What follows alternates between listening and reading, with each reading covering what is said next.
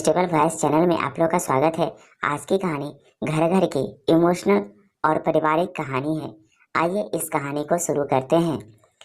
जब मेरी शादी हुई और मैं ससुराल में आई तो मुझे बहुत डर लग रहा था। आज मेरा पहला दिन और आज ही इतनी बड़ी गलती हो गई। कैसे हो गई मुझे नहीं पता। मैं अपने आप को लगातार दोष देती जा रही थी और तेजी से भागती हुई बाथरूम में घुसी। 5 बजे उठने वाली थी और यहाँ तो 7 बज गए। डर के मारे मेरे हाथ पांव कांप रहे थे। आज मैंने ना साबुन किया ना शैम्पू किया। जैसे तैसे पानी से नहाकर साड़ी लपेटकर पूजा घर में गई और भगवान से प्रार्थना करने लगी कि हे भगवान, आज के लिए बस मुझे बचा लेना। कल से पक्का ऐसे गलती नहीं करूँगी।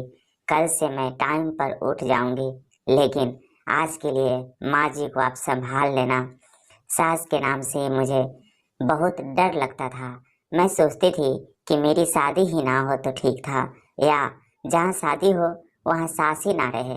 सच्ची कह रही, इतना डर बैठ गया था मेरे मन में। और यह सब डर बैठाने वाला कोई और नहीं बल्कि मेरी अपनी खुद की दादी ही थी। मेरी दादी मेरी माँ का जीना हराम कर रखा था। कोई भी काम माँ अपने मन से नहीं कर सकती, ना अपने हिसाब से कर सकती थी। जब देखो तब दादी मेरी माँ को उल्टी सीधी बातें बोलती रहती और बात बात पर मेरे नाना नानी को गालियाँ देती रहती थी और कहती कि मेरे बेटे की जिंदगी बर्बाद कर दी तुम्हारे माँ बाप ने। मेरे कर्म फूट गए जो मैंने अपनी बेटे की शादी तेरे साथ कर दी। ना जाने क्या क्या बोलती रहती। मेरी दादी बहुत ही बदमाश थी। माँ के साथ साथ वह हमें भी बिल्कुल प्यार नहीं करती थी। हमने तो कभी जाना ही नहीं कि हमारी दादी भी है। बस यही हैरत देखकर सास के नाम पर मेरे दिल में एक अलग ही छवि बन गई थी। और इसी छवि को देखते हुए आज डर के मारे मेरी हालत ऐसी है, ना जाने सास दादी की तरह मुझे क्या क्या सुनाएगी। मैं अपनी मम्मी की तरह महान तो नहीं हूँ जो सब कुछ बर्दाश्त कर पाऊंगी।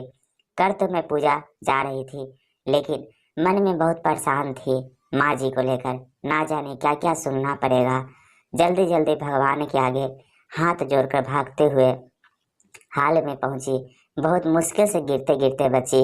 हॉल में पहुंचते ही सबकी नजरें मेरे ऊपर पड़ जाती है। सब लोग एकटक मुझे देखने लगते हैं, जिससे मैं बहुत ही ज्यादा घबरा गई। उनका ऐसे देखना, मुझे लगा यह सब मुझे गुस्से में देख रहे हैं, क्योंकि आज मुझे उठने में काफी देर हो गई। सबसे नजरें बचाते हुए मैं किचन की ओर गई। जैसे ही दरवाजे पर पहुंची मेरे पांव दरवाजे पर ही रुक गए, क्योंकि सासू माँ तो किचन में ही मौजूद थी।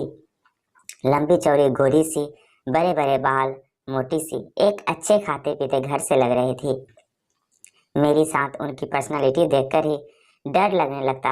दरवाजे पर ही खड़े खड़े मैं सोचने लगी, क्या करूँ क्या ना करूँ, कैसे अंदर जाऊँ, माँ जी से क्या बोलूँ। एक बार मन में आया माफी मांग लेती हूँ, फिर जो होगा देखा जाएगा। यह सोच जैसे ही मैं उनके पास जाकर नजर झुकाया, बड़े ही धीरे से आवाज में बोली, माँ जी।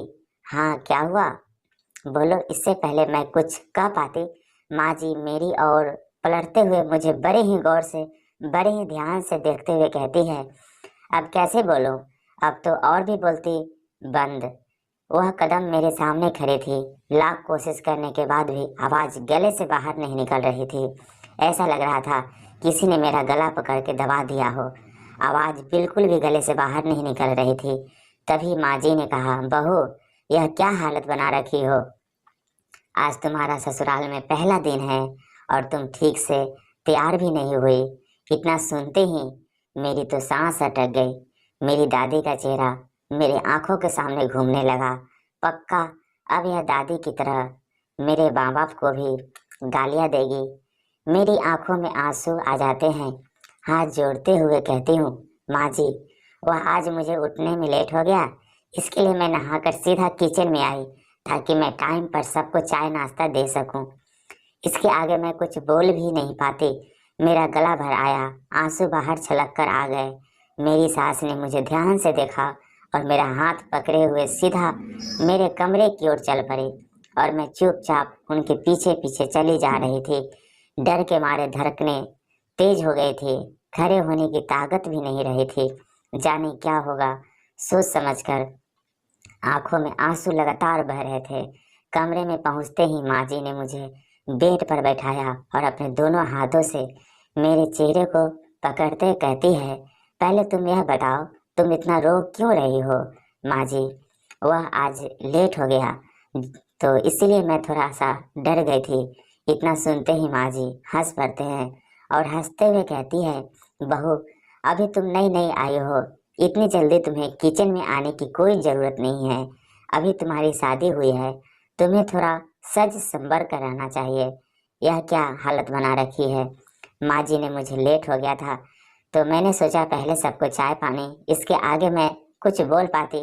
माँ जी ने बीच में ही टोका, मैं समझ सकती हूँ, पहला दिन है, नई जगह, नए लोग, जल्दी किसी को भी नींद नहीं आती, धीरे धीरे आदत हो जाएगी।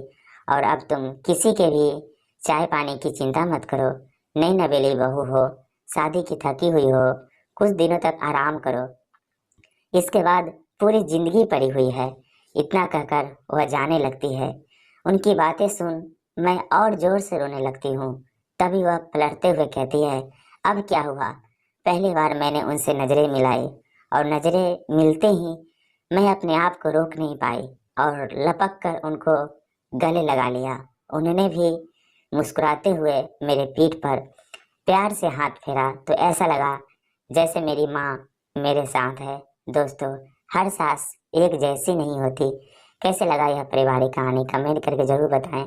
और इस चैनल पे नए हैं तो कृपया इसे लाइक शेयर और सब्सक्राइब कर लीजिए। Thank you.